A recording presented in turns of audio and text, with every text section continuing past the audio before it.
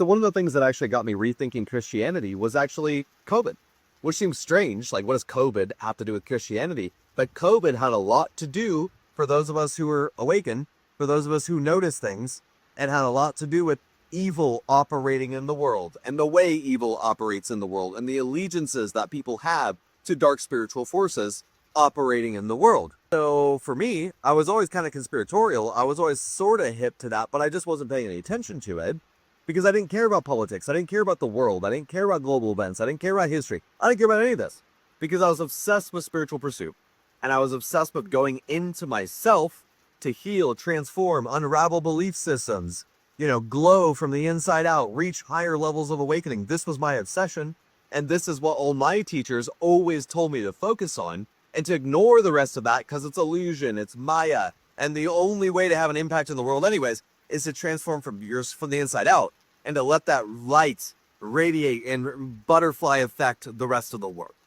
All that sounds silly to me now, but that's what I believed at the time. And then COVID kind of shook that up because suddenly I realized, wait a second, though.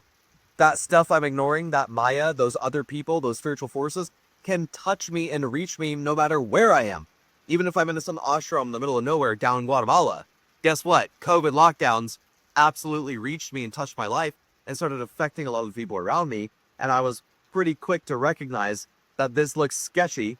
And I'm not into all this and what they're telling us to do about it.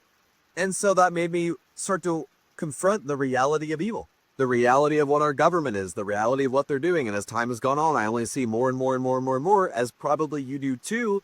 And I don't know, man, the narrative that, well, they're just out of alignment didn't really cut it anymore when you start to see the level of depravity and wicked, disgusting evil happening in the world. Out of alignment didn't cut it anymore.